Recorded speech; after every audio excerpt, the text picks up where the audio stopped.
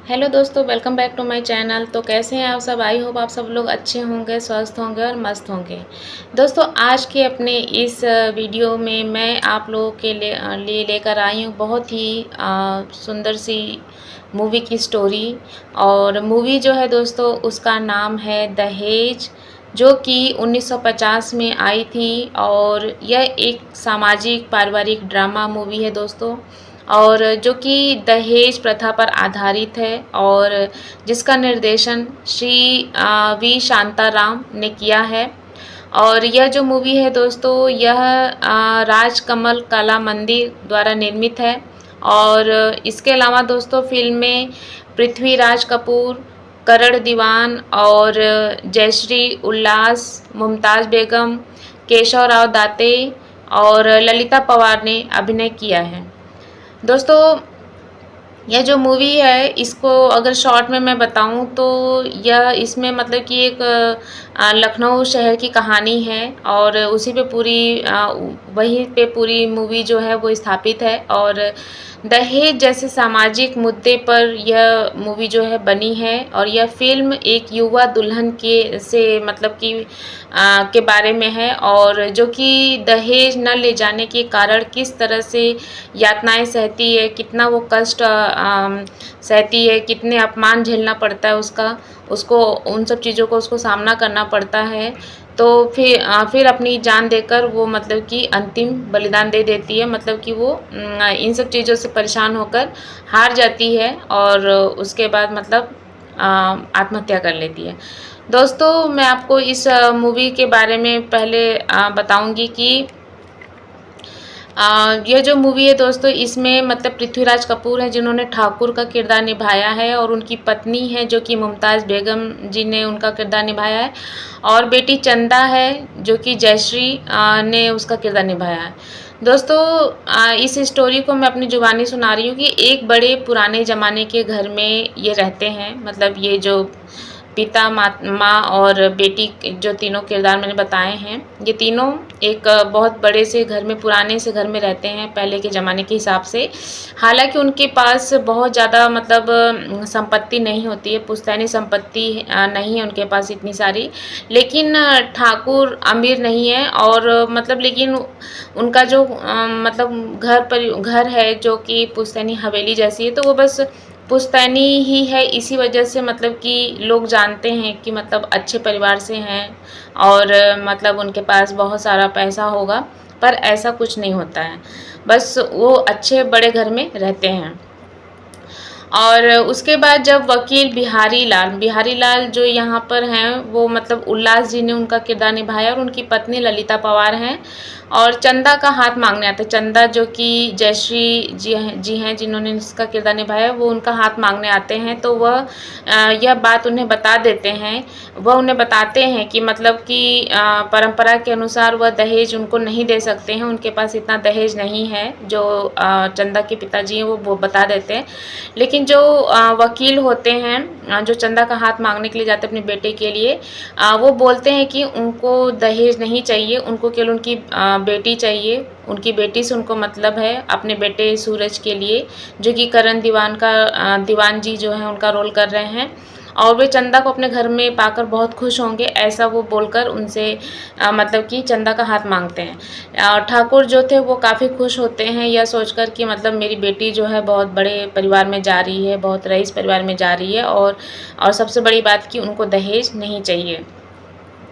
और यहाँ पे ठाकुर जो है वो मतलब कि मन में ये विचार रखते हैं कि मतलब कि कितना भी ना हो, लेकिन एक पिता जो है वो अपनी बेटी के लिए मतलब कि दहेज इकट्ठा करता है, और वो उसको देगा ही देगा। इस सोच के साथ मतलब कि वो मतलब चंदा का हाथ मांगते हैं, और वो दोनों तरफ से रिश्ता जो है पक्का हो जाता है, और आने वाले कुछ टाइम में शादी भी हो जाती है। जब शादी हो जाती है तो ठाकुर वास्तव में मतलब अपनी बेटी को मतलब कि विदाई में कुछ भी दहेज के नाम पे कुछ भी नहीं दिए रहते हैं। तो उधर जो उनके ससुर होते हैं चंदा के वकील जो हैं, वो काफ़ी मतलब कि मायूस होते हैं, और कुछ टाइम बाद मतलब कि वो मतलब कि मर जाते हैं, मतलब कि किसी वजह से उनका निधन हो जाता है। और बाद में जब वो निधन हो जाता है उनका, तो उसके बाद जो उनकी पत्नी होती हैं वो मतलब चंदा पे अत्याचार करना शुरू कर देती हैं, उनको बहुत तरह की यातनाएं देती हैं और उनको मतलब कि खरी खोटी सुनाती हैं और अपशकुनी कह के उनको बुलाती हैं कि मतलब कि इसके आने की वजह से मतलब घर में सब कुछ अच्छा नहीं हो रहा है। और ये सब सोचते हुए मतलब कि उसके साथ दुर्व्यवहार करती हैं। और चंदा मतलब कि काफ़ी मतलब उदास रहती है, बहुत दुखी रहती है। और फिर जब जाके फिर वो क्या करते हैं, उनकी पत्नी जो चंदा की सास हैं वो मतलब उसको अपने बेटे के लिए दूसरी लड़की देखना शुरू कर देते हैं। बोलते हैं कि मतलब कि मैं अपने बेटे की दूसरी शादी करूँगी। और इससे वो चंदा को काफ़ी दुख होता है। तो फिर वो मतलब जाके अपने पिता को बताती है। तो पिता उसके अपनी जितनी भी जमा पूंजी होती है सारा कुछ मतलब अपना ज़मीन जायदाद सब बेच के जितना भी दहेज इकट्ठा होता है वो धूमधाम से ढोल नगाड़े के साथ अपने बेटी के ससुराल लेके जाते हैं। और वहाँ पे मतलब काफ़ी खुश होते हैं। और लेकिन वहाँ पे होता क्या है कि जब तक वो लेके जाते हैं उस समय ये सूरज जो उनका चंदा का पति होता है किसी दुर्घटना में घायल हो जाता है। और घायल होने के बाद मतलब वो बेड पे पड़ जाता है। तो चंदा की जो सास होती है वो उसकी देखभाल भी उसको नहीं करने देती है खुन्नस की वजह से कि मतलब ये मेरे घर के लिए शुभ नहीं है। और मतलब कि सब कुछ जितनी भी जली खुटी होती है सब उसको सुनाती है। और फिर कुछ टाइम के बाद मतलब क्या होता है, चंदा बहुत दुखी रहती है, बहुत रोती है। और चंदा सीढ़ियों से जा रही होती है और मतलब लड़खड़ा कर उसका पैर फंस जाता है जिससे कि वो गिर जाती है। और उसको बचाने के लिए मतलब सूरज जो होता है वो बिस्तर से उठता है और वह गिर जाता है और वहीं पे वो मर जाता है।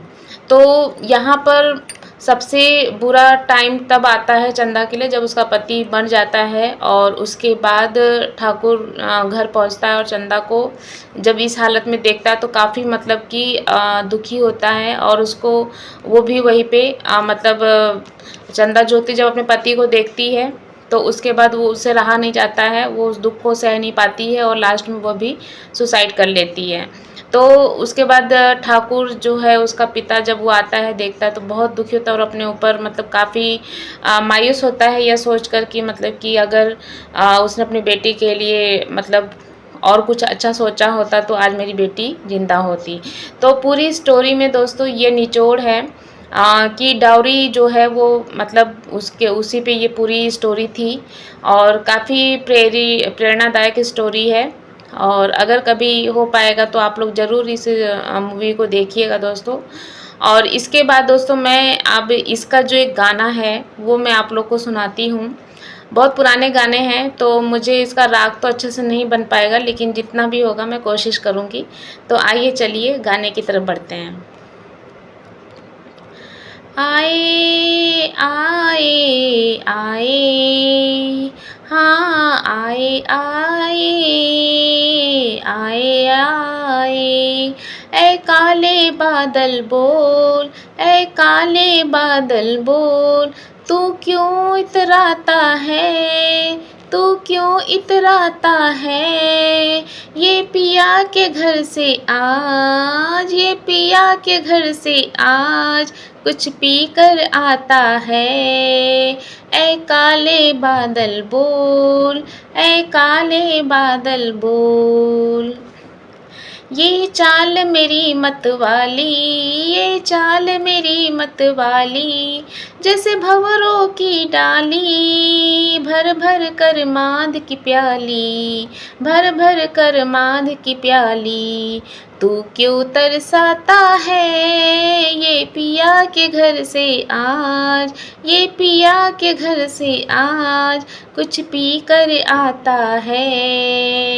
ऐ काले बादल बोल, ऐ काले बादल बोल, कलियों ने ली अंगड़ाई ओ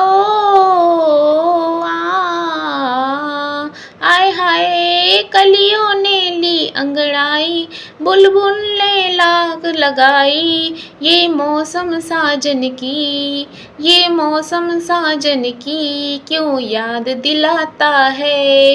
ये पिया के घर से आज कुछ पी कर आता है। ऐ काले बादल बोल, ऐ काले बादल बोल।